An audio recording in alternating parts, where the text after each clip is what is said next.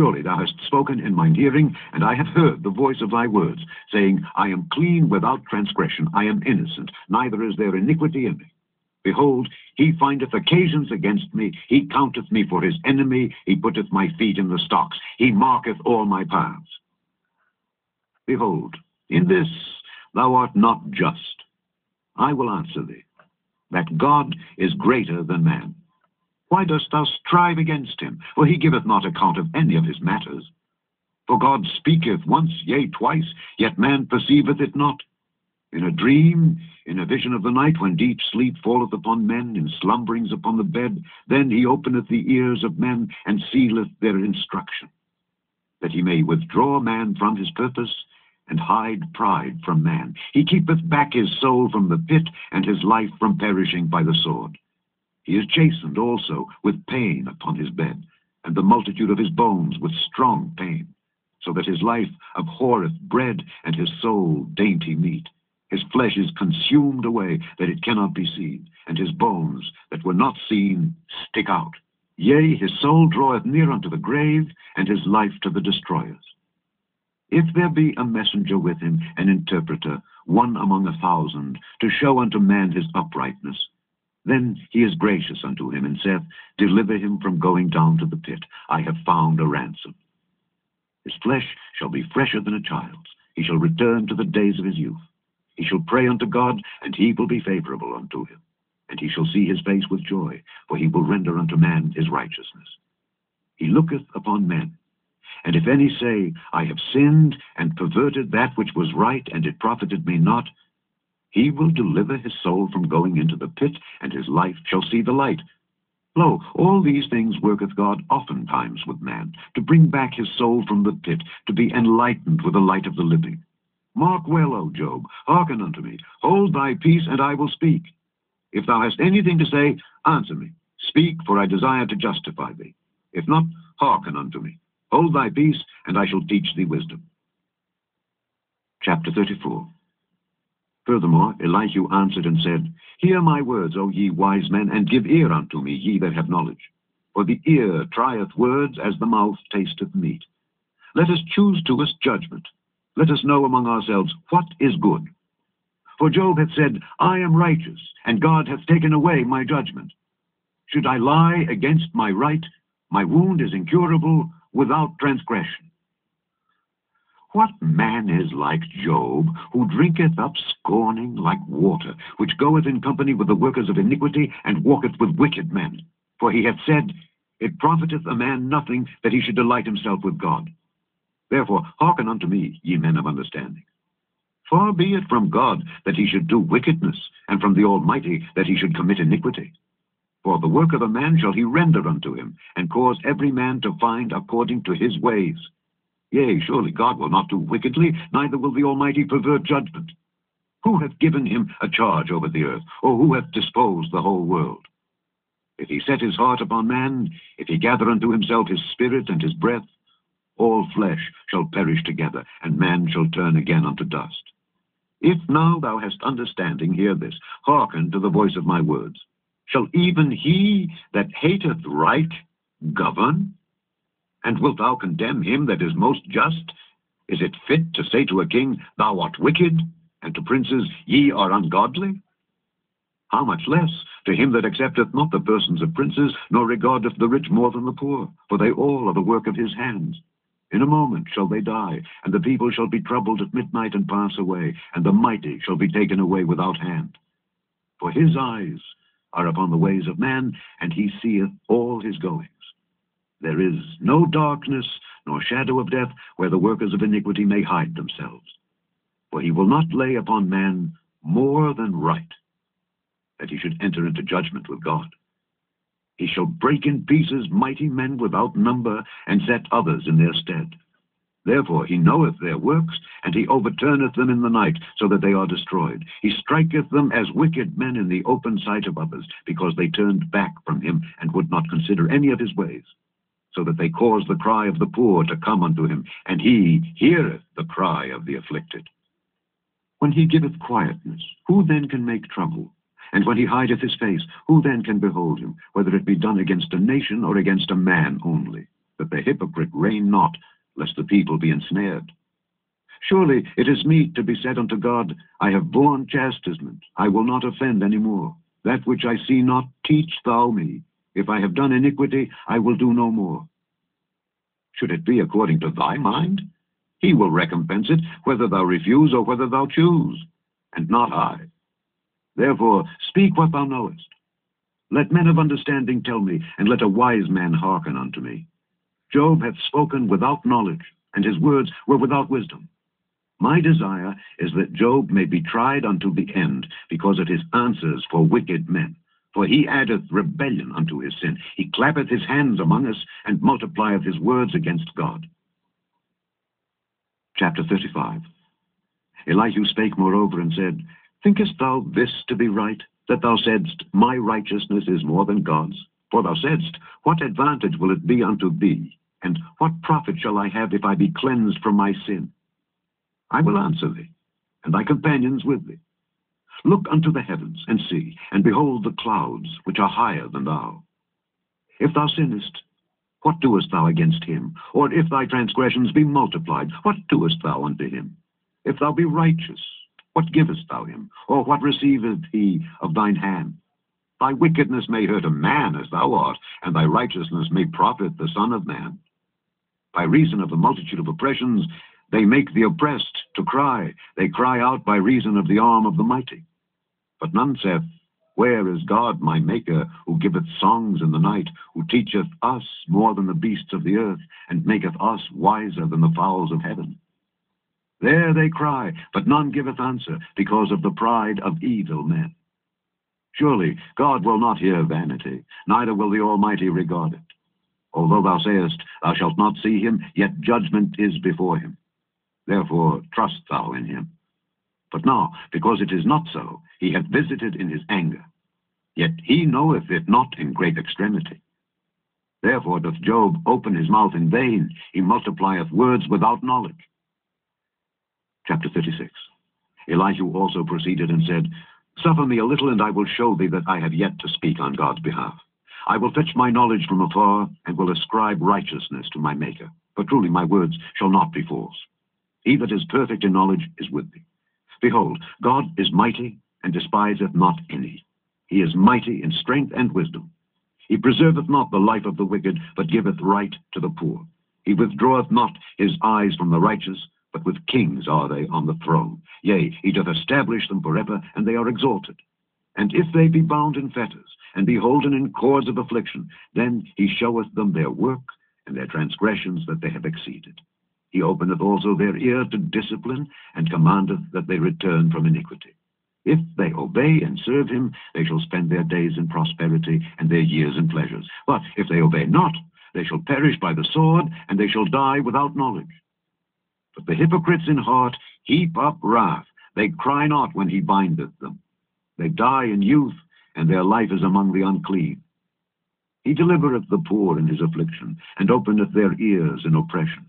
Even so would he have removed thee out of the strait into a broad place, where there is no straightness. And that which should be set on thy table should be full of fatness. But thou hast fulfilled the judgment of the wicked. Judgment and justice take hold on thee. Because there is wrath, beware lest he take thee away with his stroke. Then a great ransom cannot deliver thee. Will he esteem thy riches? No, not gold, nor all the forces of strength. Desire not the night when people are cut off in their place. Take heed, regard not iniquity, for this hast thou chosen rather than affliction. Behold, God exalteth by his power. Who teacheth like him? Who hath enjoined him his way? Or who can say, Thou hast wrought iniquity? Remember that thou magnify his work, which men behold. Every man may see it. Man may behold it afar off. Behold, God is great, and we know him not. Neither can the number of his years be searched out. For he maketh small the drops of water. They pour down rain according to the vapor thereof, which the clouds do drop and distill upon man abundantly. Also can any understand the spreadings of the clouds, or the noise of his tabernacle? Behold, he spreadeth his light upon it, and covereth the bottom of the sea. For by them judgeth he the people. He giveth meat in abundance. With clouds he covereth the light, and commandeth it not to shine by the cloud that cometh betwixt. The noise thereof showeth concerning it, the cattle also concerning the vapor. Chapter 37. At this also my heart trembleth, and is moved out of his place. Hear attentively the noise of his voice, and the sound that goeth out of his mouth. He directeth it unto the whole heaven, and his lightning unto the ends of the earth. After it a voice roareth. He thundereth with the voice of his excellency, and he will not stay them when his voice is heard. God thundereth marvelously with his voice. Great things doeth he, which we cannot comprehend. For he saith to the snow, Be thou on the earth, likewise to the small rain, and to the great rain of his strength. He sealeth up the hand of every man, that all men may know his work. Then the beasts go into dens, and remain in their places. Out of the south cometh the whirlwind, and cold out of the north. By the breath of God frost is given, and the breadth of the waters is straitened. Also by watering he wearieth the thick cloud. He scattereth his bright cloud, and it is turned round about by his counsels, that they may do whatsoever he commandeth them upon the face of the world and the earth. He causeth it to come whether for correction, or for his land, or for mercy. Hearken unto this, O Job. Stand still and consider the wondrous works of God. Dost thou know when God disposed them, and caused the light of his cloud to shine? Dost thou know the balancings of the clouds, the wondrous works of him which is perfect in knowledge? How thy garments are warm, when he quieteth the earth by the south wind? Hast thou with him spread out the sky, which is strong and as a molten looking-glass? Teach us what we shall say unto him, for we cannot order our speech by reason of darkness. Shall it be told him that I speak? If a man speak, surely he shall be swallowed up. And now men see not the bright light which is in the clouds, but the wind passeth and cleanseth them. Fair weather cometh out of the north. With God is terrible majesty. Touching the Almighty, we cannot find him out.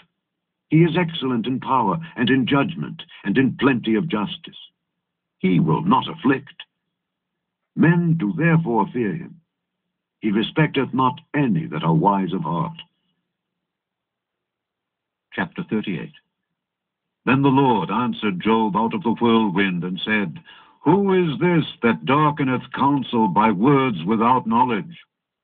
Gird up now thy loins like a man, for I will demand of thee, and answer thou me. Where wast thou when I laid the foundations of the earth? Declare if thou hast understanding. Who hath laid the measures thereof, if thou knowest? Or who hath stretched the line upon it? Whereupon are the foundations thereof fastened? Or who laid the cornerstone thereof, when the morning stars sang together, and all the sons of God shouted for joy? Or who shut up the sea with doors, when it brake forth as if it had issued out of the womb? When I made the cloud the garment thereof, and thick darkness a swaddling band for it, and brake up for it my decreed place, and set bars and doors, and said, Hitherto shalt thou come, but no further, and here shall thy proud waves be stayed. Hast thou commanded the morning since thy days, and caused the dayspring to know his place, that it might take hold of the ends of the earth, that the wicked might be shaken out of it? It is turned as clay to the seal, and they stand as a garment. And from the wicked their light is withholden, and the high arm shall be broken. Hast thou entered into the springs of the sea? Or hast thou walked in the search of the depth? Have the gates of death been opened unto thee? Or hast thou seen the doors of the shadow of death? Hast thou perceived the breadth of the earth? Declare if thou knowest it all. Where is the way where light dwelleth? And as for darkness, where is the place thereof? That thou shouldest take it to the bound thereof, and that thou shouldest know the paths to the house thereof. Knowest thou it because thou wast then born? Or because the number of thy days is great? Hast thou entered into the treasures of the snow? Or hast thou seen the treasures of the hail, which I have reserved against the time of trouble, against the day of battle and war? By what way is the light parted, which scattereth the east wind upon the earth? Who hath divided a watercourse for the overflowing of waters, or a way for the lightning of thunder, to cause it to rain on the earth where no man is, on the wilderness wherein there is no man, to satisfy the desolate and waste ground, and to cause the bud of the tender herb to spring forth? Hath the rain a father, or who hath begotten the drops of dew? Out of whose womb came the ice, and the hoary frost of heaven? Who hath gendered it? The waters are hid as with a stone, and the face of the deep is frozen. Canst thou bind the sweet influences of Pleiades, or loose the bands of Orion? Canst thou bring forth Mazzaroth in his season, or canst thou guide Arcturus with his sons? Knowest thou the ordinances of heaven? Canst thou set the dominion thereof in the earth? Canst thou lift up thy voice to the clouds, that abundance of waters may cover thee? Canst thou send lightnings, that they may go and say unto thee, Here we are? Who hath put wisdom in the inward parts? Or who hath given understanding to the heart? Who can number the clouds in wisdom? Or who can stay the bottles of heaven, when the dust groweth into hardness, and the clods cleave fast together? Wilt thou hunt the prey for the lion, or fill the appetite of the young lions, when they couch in their dens and abide in the covert to lie in wait? Who provideth for the raven his food? When his young ones cry unto God, they wander for lack of meat. Chapter 39. Knowest thou the time when the wild goats of the rock bring forth? Or canst thou mark when the hinds do calve? Canst thou number the months that they fulfill? Or knowest thou the time when they bring forth? They bow themselves, they bring forth their young ones, they cast out their sorrows. Their young ones are in good liking, they grow up with corn, they go forth, and return not unto them. Who hath sent out the wild ass free? Or who hath loosed the bands of the wild ass, whose house I have made the wilderness, and the barren land his dwellings? He scorneth the multitude of the city, neither regardeth he the crying of the driver. The range of the mountains is his pasture, and he searcheth after every green thing. Will the unicorn be willing to serve thee, or abide by thy crib? Canst thou bind the unicorn with his band in the furrow? Or will he harrow the valleys after thee? Wilt thou trust him because his strength is great? Or wilt thou leave thy labor to him? Wilt thou believe him that he will bring home thy seed, and gather it into thy barn? Gavest thou the goodly wings unto the peacocks? Or wings and feathers unto the ostrich, which leaveth her eggs in the earth, and warmeth them in dust, and forgetteth that the foot may crush them, or that the wild beast may break them? She is hardened against her young ones, as though they were not hers. Her labor is in vain, without fear, because God hath deprived her of wisdom, neither hath he imparted to her understanding. What time she lifteth up herself on high, she scorneth the horse and his rider. Hast thou given the horse strength? Hast thou clothed his neck with thunder? Canst thou make him afraid as a grasshopper?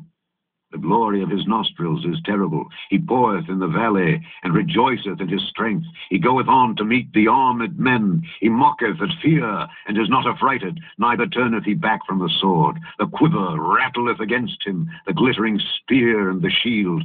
He swalloweth the ground with fierceness and rage, neither believeth he that it is the sound of the trumpet. He saith among the trumpets, Ha ha! And he smelleth the battle afar off, the thunder of the captains and the shouting. Doth the hawk fly by thy wisdom, and stretch her wings toward the south? Doth the eagle mount up at thy command, and make her nest on high? She dwelleth and abideth on the rock, upon the crag of the rock, and the strong place. From thence she seeketh the prey, and her eyes behold afar off. Her young ones also suck up blood, and where the slain are, there is she.